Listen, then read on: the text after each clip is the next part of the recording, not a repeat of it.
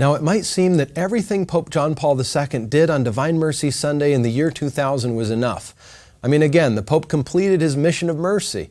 He canonized Faustina, handed her message on to the new millennium, and declared Divine Mercy Sunday a universal feast for the Church. And so, after all that, he could ease into a well-deserved retirement, right? Wrong.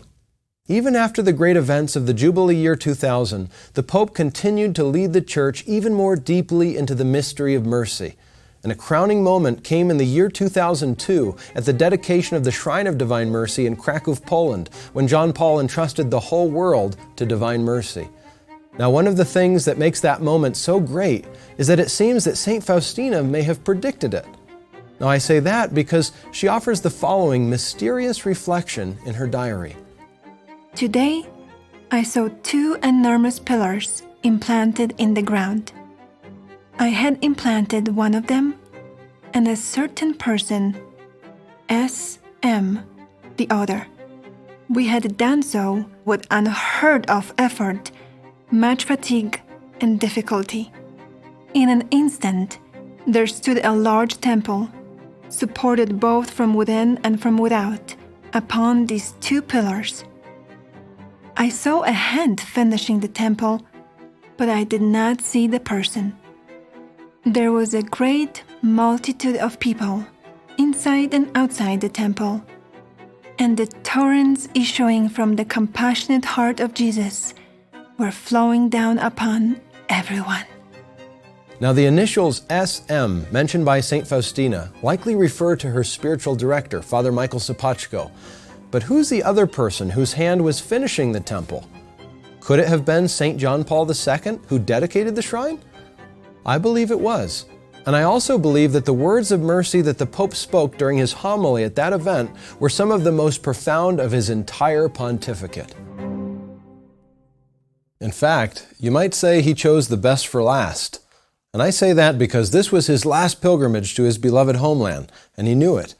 I mean, many had advised him not to make the trip because of his ill health, but he wanted to go. He had a message to give. He had a spiritual work to finish.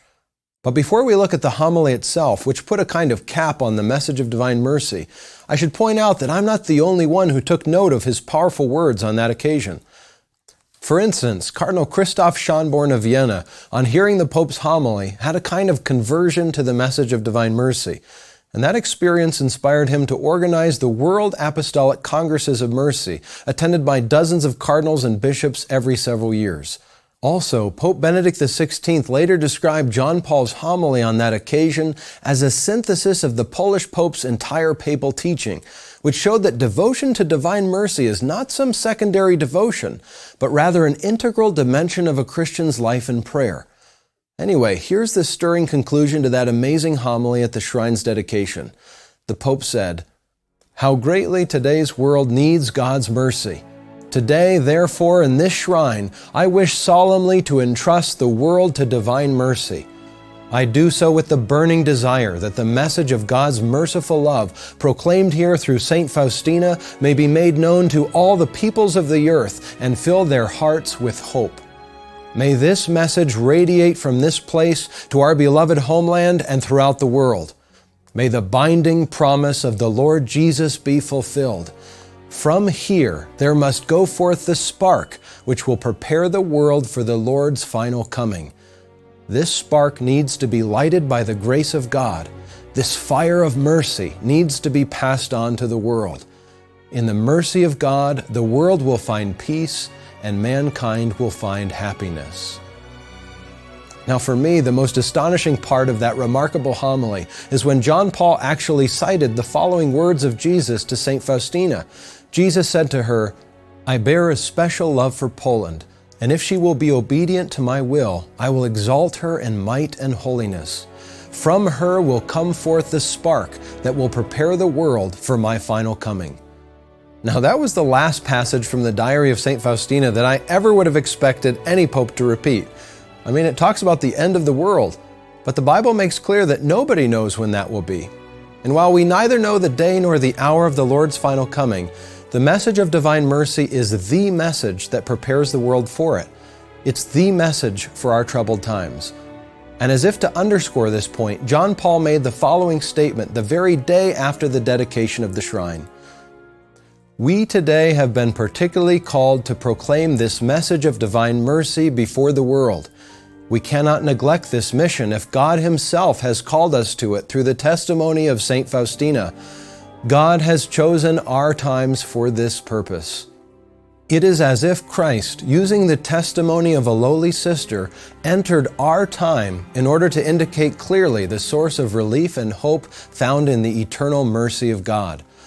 The message of merciful love needs to resound forcefully anew.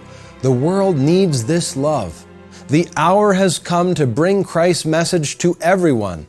The hour has come when the message of divine mercy is able to fill hearts with hope and to become the spark of a new civilization, the civilization of love. Now, one line from those powerful words particularly strikes me. It's when the Pope said, quote, "It is as if Christ has entered our time." That truly is what He's done through the prophetic witness of St. Faustina. Through her, the Lord is saying to the Church and to the world of our day, the hour has come. Now is the time of mercy. He's saying that in the midst of the prevailing culture of death, God is pouring out the grace and mercy needed to build up the culture of life and the civilization of love. But the crucial question is this: will we recognize the special gift of mercy that God is giving us? Unfortunately, there have been many who haven't. I mean, even after hearing John Paul's powerful words of mercy at the shrine in Krakow in 2002, many clergy still did not accept that now is the time of mercy. They felt that all this divine mercy stuff simply stemmed from the fact that John Paul II was Polish, and they'd imply that in his old age, the Pope was just becoming more and more obsessed with the Polish devotion.